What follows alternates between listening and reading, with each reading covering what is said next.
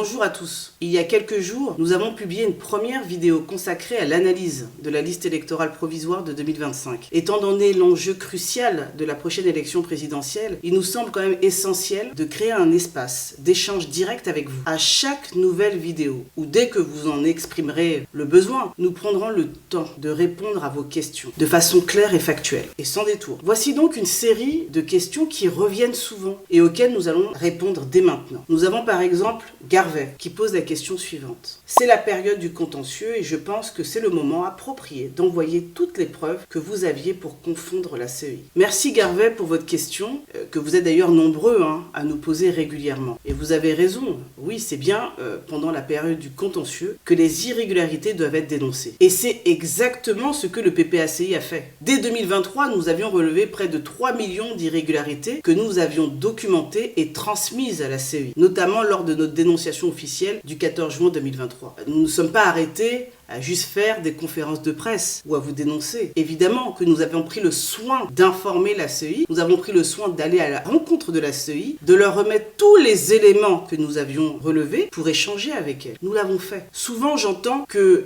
le PPACI parle beaucoup, mais pourquoi ne fait-il pas des réclamations? Nous l'avons fait. Et la CEI ne pourra jamais contester cela, et d'ailleurs elle ne le fait pas. Elle laisse évidemment, ces partisans qui s'assimilent à ceux du RHDP prétendent le contraire, mais elle le sait, nous l'avons bien fait, et cela dès 2023. Et malgré cela, la CEI n'a rien fait. Elle a laissé toutes ces irrégularités intactes. Pire, en 2025, ces irrégularités ont doublé. Donc oui, nous avons dénoncé ces anomalies, et nous continuerons à les dénoncer, mais le vrai problème est ailleurs. La CEI refuse d'agir. Autre difficulté, même quand un citoyen veut faire une réclamation, il se heurte à un mur administratif. Prenons un exemple que vous pourrez comprendre. Imaginons que votre voisin est décédé, mais vous voyez son nom toujours inscrit sur la liste électorale. Vous voulez demander sa radiation?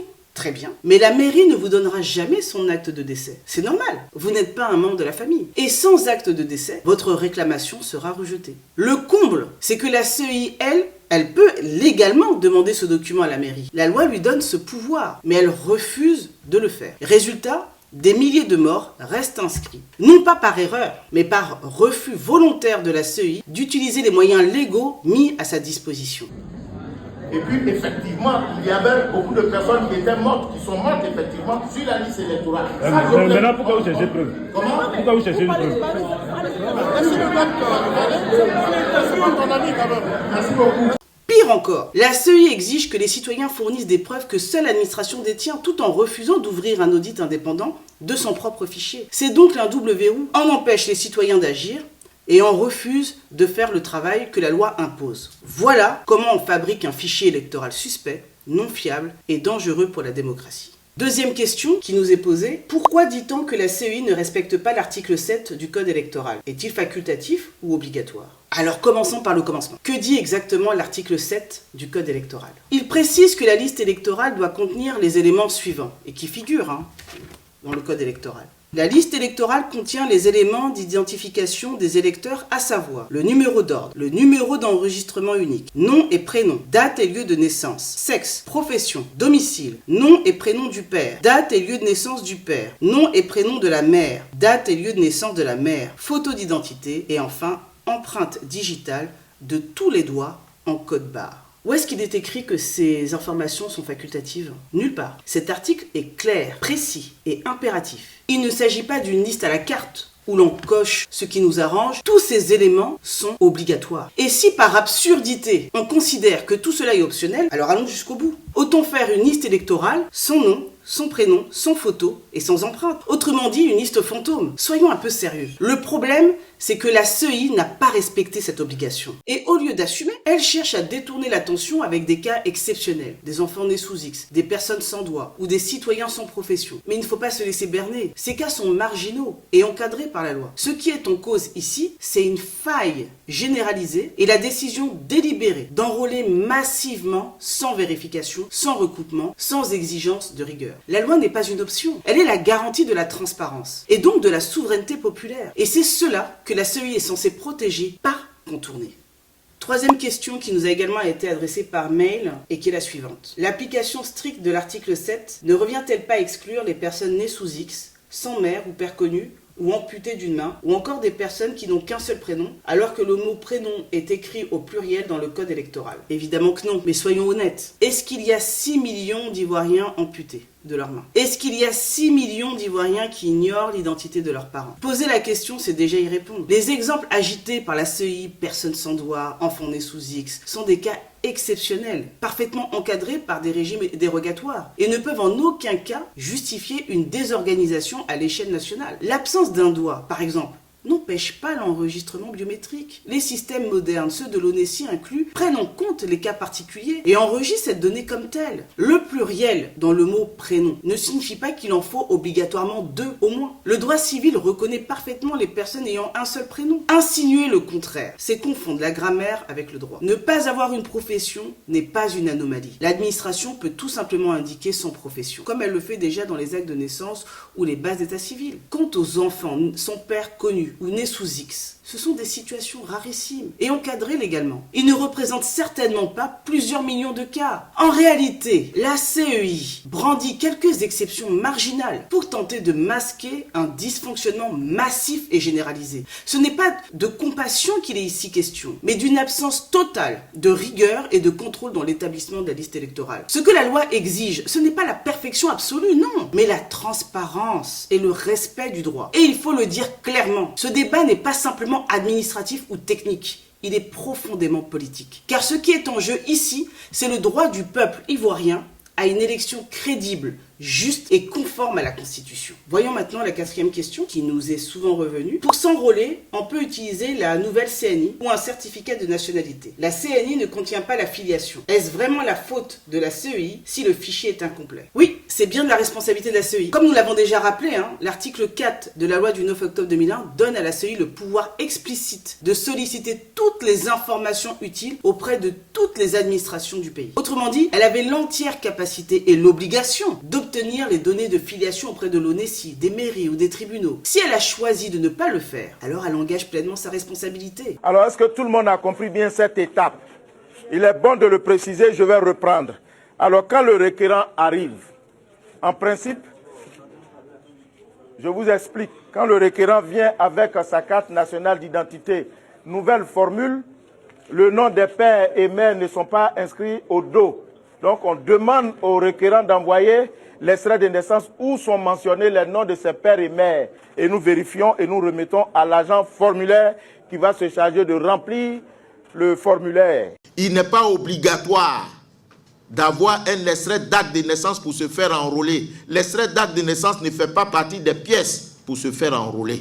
Quand le citoyen vient avec sa carte nationale d'identité, il n'est point besoin de lui demander un extrait d'acte de naissance. Le fichier est incomplet, non pas par manque d'informations disponibles, mais parce que la CEI a refusé de faire les vérifications nécessaires alors qu'elle en avait les moyens, le droit et le devoir. Alors bien sûr, vous allez voir, elle brandira sûrement le décret du 5 septembre 2024 qui fixe les modalités de révision de la liste électorale. Elle vous dira que ce décret prévoit qu'un électeur peut s'enrôler avec une CNI en cours de validité, un récépissé d'enrôlement de l'ONESI ou un certificat de nationalité. Elle le fera. Mais ce que la CEI ne vous dira jamais, c'est que ce décret a été élaboré sur sa propre proposition. Oui, c'est la CEI elle-même qui a proposé ce texte. Regardez bien le décret. Il est écrit sur proposition de la CEI. Donc si ce décret est insuffisant pour garantir le respect de l'article 7 du code électoral, la CEI ne peut s'en prendre qu'à elle-même. Et le plus grave, c'est que même avec la nouvelle carte d'identité, la CEI avait un moyen simple d'obtenir la filiation des électeurs. Il lui suffisait de transmettre à l'ONESI le numéro NNI qui figure sur la CNI. En retour, l'ONESI peut fournir la filiation complète du titulaire. C'est un processus normal qui peut être utilisé.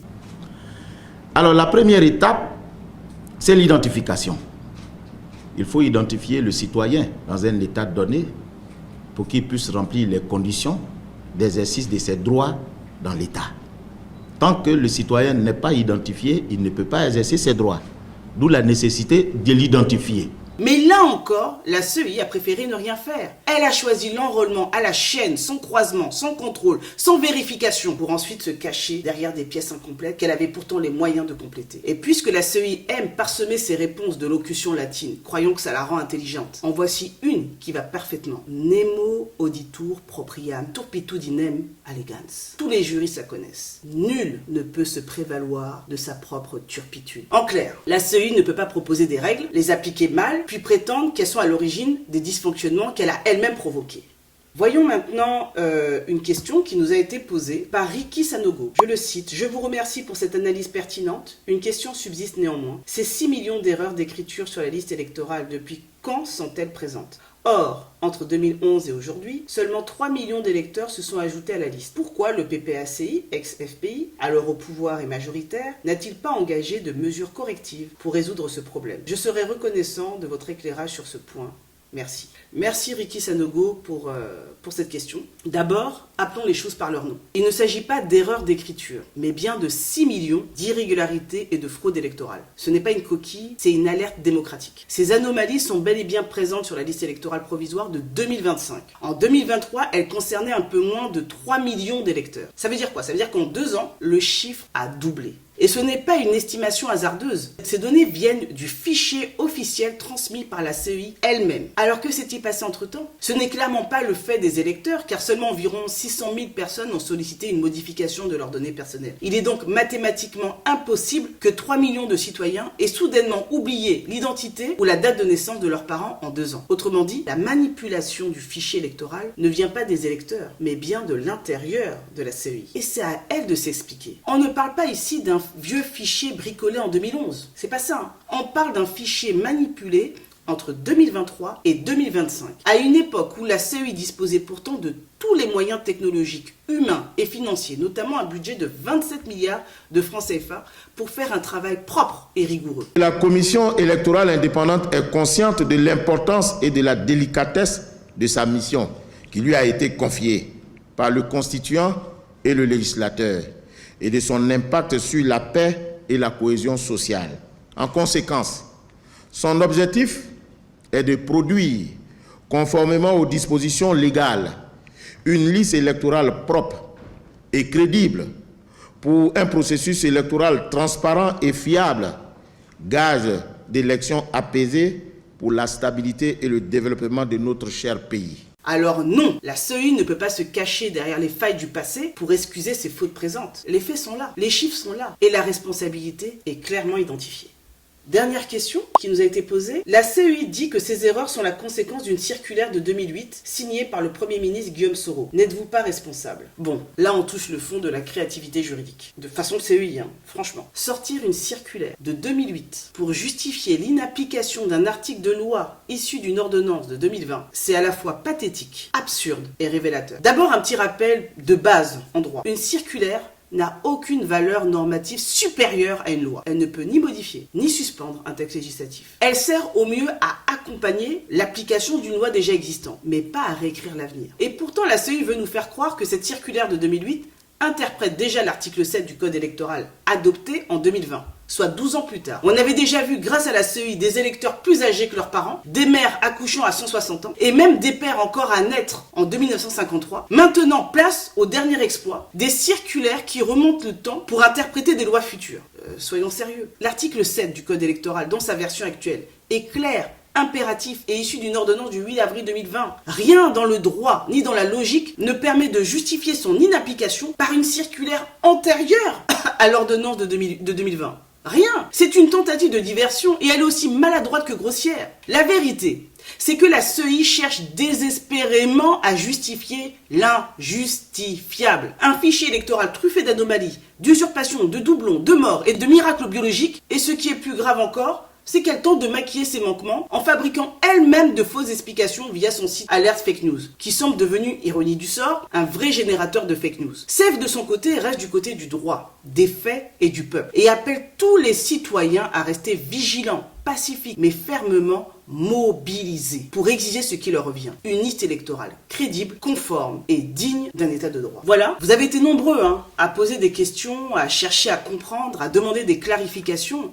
et c'est une excellente chose. Car la démocratie, c'est aussi cela. Comprendre pour pouvoir choisir, s'informer pour pouvoir agir. Nous espérons que ces réponses vous auront permis d'y voir plus clair. Et surtout, de mesurer l'enjeu immense que représente l'assainissement de notre liste électorale. Ce combat n'est pas celui d'un parti politique, c'est celui de tous les citoyens qui veulent une élection transparente, crédible et juste. Et ce combat, il ne se mène pas seulement sur les réseaux, il se mène dans les commissions locales, dans les réclamations, dans la vigilance quotidienne. Alors restons mobilisés, solidaires et déterminés. Parce que le vote du peuple ne se marchande pas, ne se trafique pas, ne se vole pas. À très bientôt pour d'autres réponses, d'autres vidéos et surtout d'autres actions. Le combat continue ensemble.